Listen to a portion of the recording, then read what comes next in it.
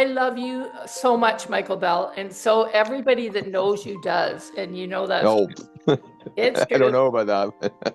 Oh, there's so many amazing things about you. You're like the eternal shapeshifter, and you started with rock and roll back in the day. He was a big star, everybody.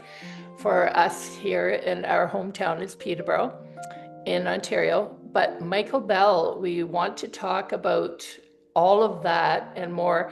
But let's start with you introducing yourself today to folks that might not know you or about the David Bowie Lives.com, but it's the Bowie Lives, right? The Bowie Lives, yeah. Or Woo! the Bowie Lives, as some Oh, people. Yeah, well, some people call it the Bowie that's Lives, and hilarious. I'm good with that too. I mean, it makes sense, right? So, and another reason I picked the name because it could go either way, and instill confusion in, in the audience, Bowie Well, and fans. But big eye opener. That's what that yeah, man was. And you are paying this amazing tribute to him. So, I am. I am. I the reason I really started doing this was after he passed. I just felt like, well, for a year I didn't want to do it. I thought it was opportunistic, and I had done it in the 80s. I had a tribute in the 80s, and I really didn't like the vibe, the feeling of being a tribute artist back then.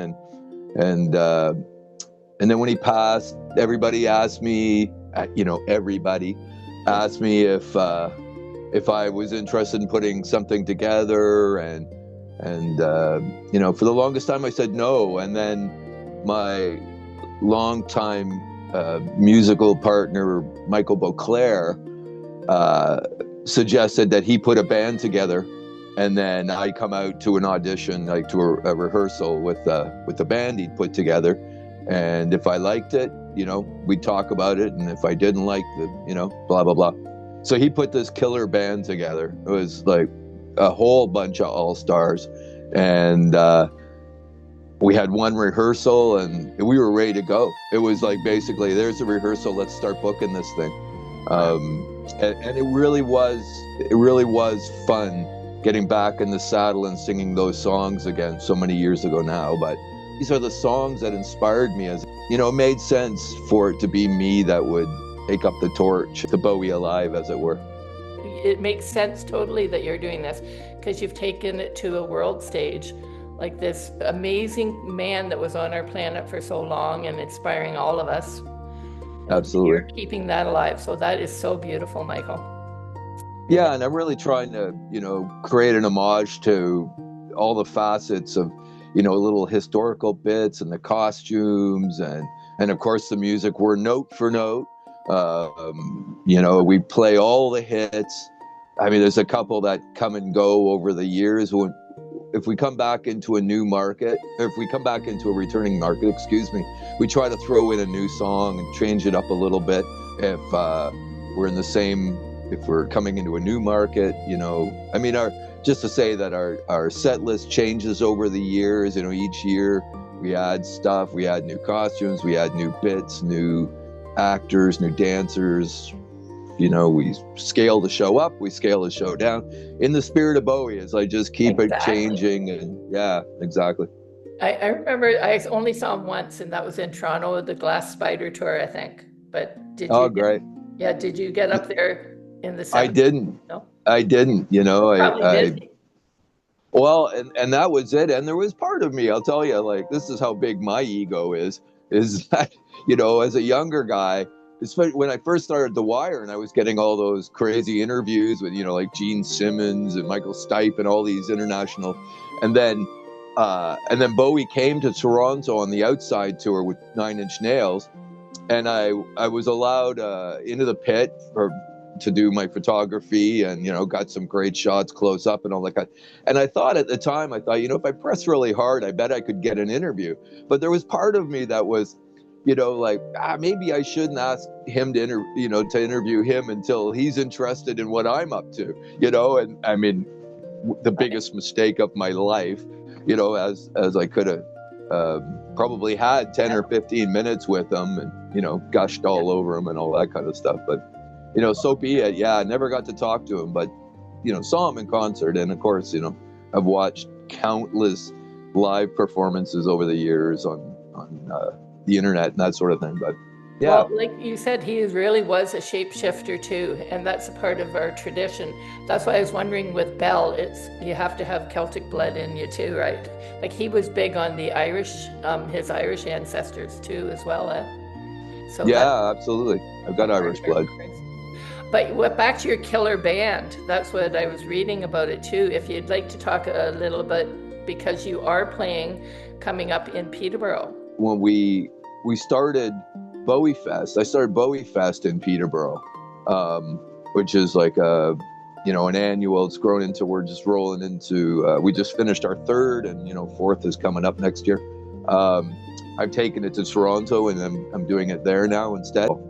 Okay, and like I'd like to go back to the beginning too first before you go on about your show right now, but what is this? Well, even in what song of Bowie's gives you chills when you sing it, or do they all, like that kind of thing? Is there one that sticks out in your mind from your youth, or from my youth? Well, I mean, I have an affinity for Changes. That's always kind of been my theme song throughout my life, kind of, you know. And then, of course, Young Americans. It was the first record I bought, and it was Fame was really the first song of Bowie's I fell in love with. And then I, you know, fell in love with the whole album and went back. I was 14 at the time and went back and bought his back catalog, and of course discovered all the other stuff that had predated Young Americans. So but I'll tell you, on stage, the song that gets me the most, and not to give away, but we end the show with Lazarus off Black Star. And I choke up every time. And I'll tell you, like, there are people that come up to me after the show and just say, you know, I shed a tear during that. Much to the chagrin of some of the folks in my band who go, you know, we leave the show on such a down note. And of course, my answer is it wasn't a happy ending. We come out and we do an encore and we lift everybody back up and that sort of thing. But we literally end the show, kind of winds down into sadness, because I mean that was the real thing. I mean, as I say, it wasn't a happy ending. So singing that tune always freaks me out. You know, like it's a heavy tune. To think that the guy wrote it while he was, you know, planning his death, and like, you know, on and on. Yeah, that's chilling. But you are well known for being the founder of the Wire magazine. Certainly, in terms of like when we were paper, you know, I published paper for 30 years with that magazine, and until COVID kind of took us out. But you know, at that point we were, you know, one of the longest running independent entertainment magazines in the country. There was just a handful, you know, on the West Coast. Now magazine, you know, was about a year, 2 years older than we were.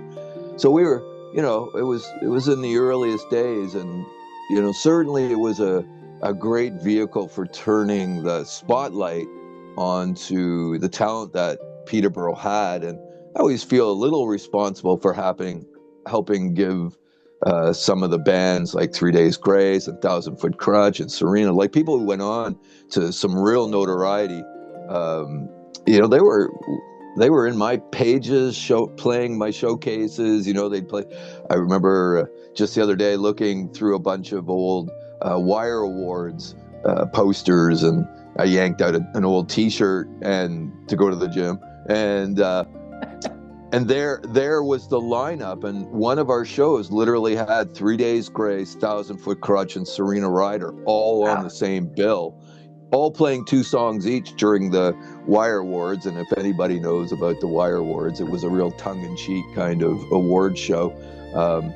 But, you know, it was super important, I thought, to create a vehicle like that would turn the light on the alternative community. And, you know, we were talking about all kinds of stuff in the day that we weren't allowed to, medical marijuana and you know, vegetarianism thing. You know, I like to think I was a little bit ahead of the curve on stuff, but which may have stopped some of my potential readership, or, once they saw a pot leaf or something in the magazine, they might have thought we were just like a, hippie rag or something of that nature. But we tackled all kinds of things, environmental issues.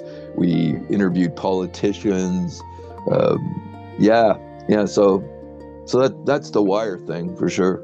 Well, I remember Fred Irwin too, and the Pumpkin Festival. Like, you were always there to help, and you did an Well, amazing job of community getting things going. So, but even those Wire Awards, you say that was tongue-in-cheek kind of thing, but they were really important to the musicians, like the local I, ones. You say, like everybody loved them.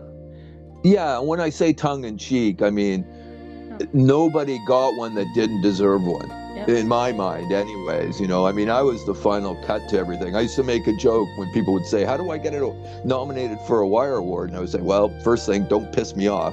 Like, a very valuable lesson for all musicians out there is anybody who has your future in their hands, even as little as something like a Wire Award, be as nice as you can to them. So we've told a little bit about the Wire and everything, but now evolving to this stage, you've talked about that, but the Bowie Lives, was that like, is it something that you're going to keep on doing and spreading out, and like, what's your future plans for it? Or like, you keep talking about the Bowie Fest. The same time every year, next year it's September 26th. We've been doing it at a place called Ground Control, which is a Bowie themed nightclub in Toronto. Yeah, it's great. The whole nightclub is decked out in memorabilia and records and album covers and everything. It's like a little museum in itself. So the Bowie Lives, what's the future? Well, I've always been a guy to make plans in life, and so I have a plan with this, and it's basically to take it for another 5 years. 2030 sort of is my cutoff date. We'll see. I mean, it's just a projection, but may try to find another younger Bowie guy, to take the helm of the band, because the band's all younger than me, so they could keep going, and they're not thrilled with the idea, I don't think, of me, quitting in the end of 5 years. They've had a good run so far, so I think they'd like to see it going. Yeah. You could even do some kind of contest to get all the different kids that would want to take over after you. Well, absolutely, like, absolutely, that would be so much fun. Like, yeah. Well, in the midst of all of this, I'm building a bunch of other shows. So I've built this company called Outshout Entertainment, and I have other bands in the brew, bands that I'm in, but also bands that I'm not in, that I'm just managing, paying the artists to perform in it, and creating tributes that I can, at first put through the club market, and then later, if warrants, take them into first run as small theaters, and then if it still works, put them into larger theaters and that sort of thing, and just do their business and just send them out on the road. So in the midst of that, I've been, coming up with ideas for tributes. I put it out to anybody who's listening. If you think you've got a voice that could, work in a tribute show, reach out to me and let me know, because I'm looking for ideas. I can put bands together for you as a singer. So in all cases, it's really about finding the singers. And so, yeah, when you say like holding auditions and that sort of thing, it's fun. A lot of times you discover vocalists who think they can sing that artist, but you go, nah, I don't know about that. But you know who you would be really good at. And then you start a conversation about trying a different path for them as singers. Being a singer, I'll just say that it's always about the singers. So, the more singers I know, and the more singers that are interested in that sort of thing, the more. My goal is to have 10 shows rolling by 2030 that I can just sort of shuffle off the stage and just manage those folks, and continue making an income and traveling and that sort of thing. Well, it's so important too for experiential things, like for giving opportunity for people to go out and do something together. Like, and it's amazing what you're planning. Like, I think that's fantastic. because music, it's what we're all about, right? It's the key of one song, universe, one song. Yeah, that's right. I love that. Yeah, Um, yeah. oh, I had a question for you about, oh, I know what it was just thinking back to the Irish thing or whatever, is that would Uh-huh. you have a special amulet or like a lucky charm, or is there something that you do, like a ritual that you do when you're singing? Like, just thinking about. With Bowie, Yeah. I really, I mean, I've especially the early material. I've listened to this stuff so much over my life. I mean, I started singing Suffragette City and Ziggy Stardust when I was 15 years old, and I've sung it ever since. And so, while I'm doing this, it's very second nature to sing these songs. And in the end, I kind of like just channel the sounds and the inflections of his voice or something. I don't really have like I gotta rub the coins together or something like that. With him, it's just so personal. Yeah, and I don't really, I'm weird that way. Like, I just get on stage again, much to the chagrin of my buddy Beauclair, who is always like, "Why aren't you warming up?" And I always say, "Listen, by song 2, I'll be warmed up." And he's like, "Yeah, but what about song 1?" That's cute. But yeah, folks may ask a bit of advice or something about their career, and the best piece of advice I ever got was from my old managers when I was a kid, and they just said, you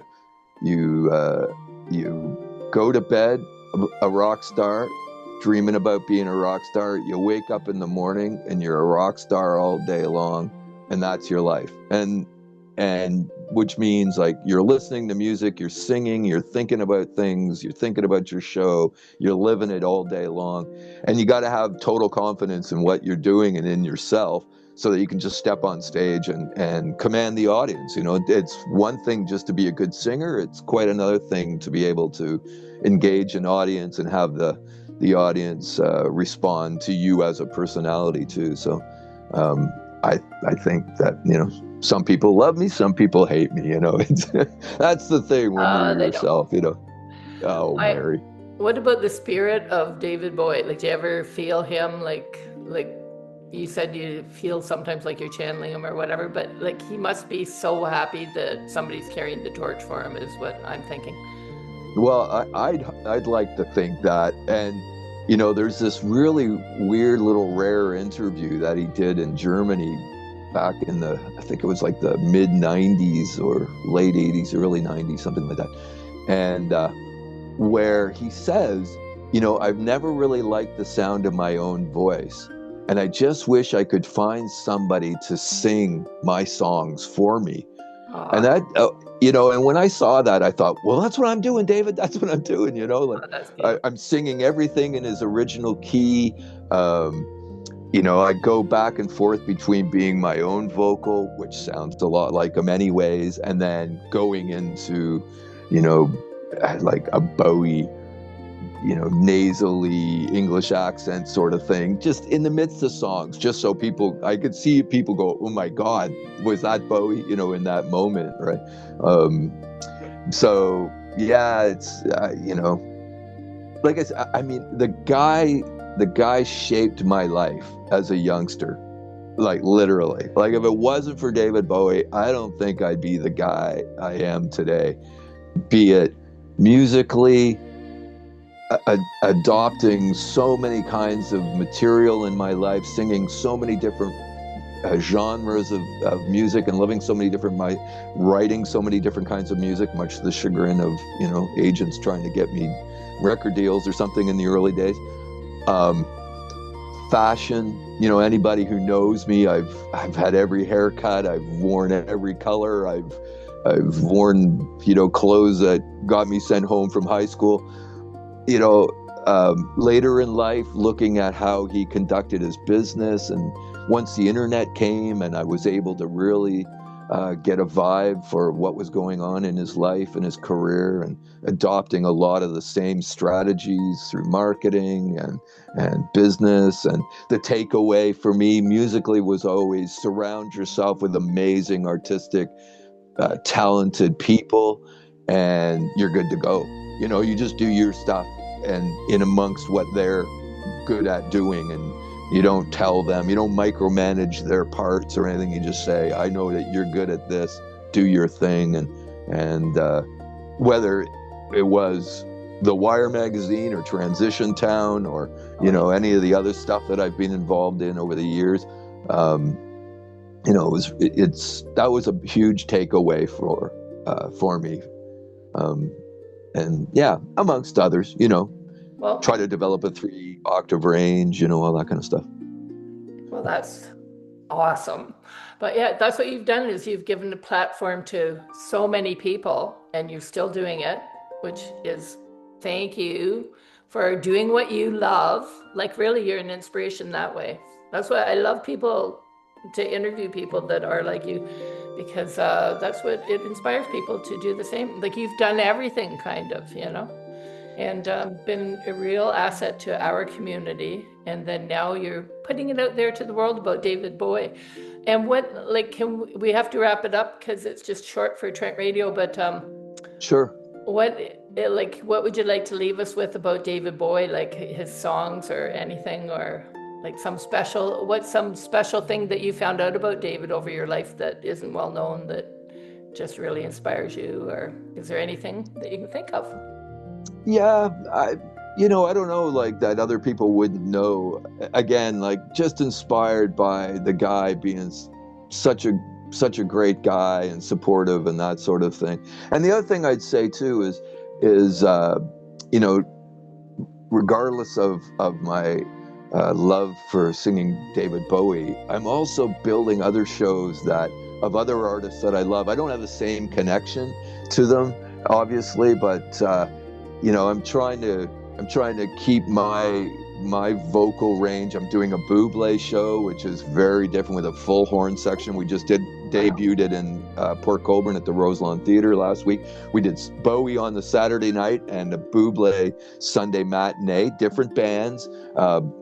My drummer, musical director, Beauclair, was in it, so in both shows, so he stayed behind, you know, and we did the shows. And I also have a Talking Heads thing where I'm doing the David Byrne Big Gray Suit, and there is another guy where you just have to learn how to sing very differently to do any of the Talking Head stuff. So in the end here, what's my message to everybody is, you know, if you can be inspired by what I'm doing, my only point being, do what you want to do in life, even if you've got to just squeak out a few moments in the day to do what you want, because, you know, life is short and you don't want to, you know, get to the end of it. I mean, my life just seems to have just flown by, and you know, I'm sitting here going, okay, you know, what have I got left to do? And that's why I'm making a plan to say, okay, after this number of years, I'm done and I'm moving on to something else. And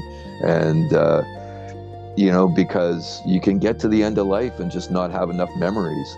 And so I think that's, you know, I hope if at all I'm an inspiration, it's an inspiration to say, you know, do what you do, and especially if you feel like you're on the other side of the slope, you know, that in time, that, you know, you make sure you find time for those things. Well, thank you, Michael Bell, from the TheBowieLives.com. Bowie Lives. Everybody can check it out when you're playing at December 6th. It's Saturday, December 6th, and we're at Showplace. And then I'm also back with my Buble show at Market Hall for what we're building. This is the second annual New Year's Eve for the benefit of Market Hall. We're doing a fundraiser again this year for Market Hall, and we do like the Buble and Lizzie Bassiano is an Adele that we're developing as the front end of the show, and then we have a DJ that comes on and plays until 12:30, 1 o'clock. It was a great success last year. We're hoping it's going to be a big success again this year at Market Hall. So those are the two chances of seeing me. Oh, great. But, well, yeah. We're lucky. Well, thank you so much for coming on. Oh, and I was thinking about Freddie Mercury. Remember David Bowie and Freddie doing, what song was it again? Under Pressure. Under Pressure. Like Yeah. that, to me, like that whole thing with those two. I think I saw him do it with somebody else too. I can't remember now. Annie Lennox. Oh, it was. Yeah. Yeah, it was at Freddie's tribute, and Annie Lennox came out and sang Freddie's part, and we reenact that in every show by getting local folks to come and sing and be the Annie. So we have a different Annie Lennox in every show we do that's local. Here in Peterborough, it'll be Marcel Lukianchak, who's going to be our Annie, who was actually our very first Annie years and years ago, pre-COVID, when we started to introduce this. She came out and, well, she was in the show. She was full on in the show, modeling different costumes, and she came out and did our Annie. So she's going to be joining us December 6th at Showplace. Yeah. Okay. Well, that is fantastic. I'm so glad to hear all that. So thank you so much for the interview, and we'll see you next week with Supernatural Irish. And thank you, Michael Bell from TheBowieLives.com. Okay. Thanks, Mary. See you.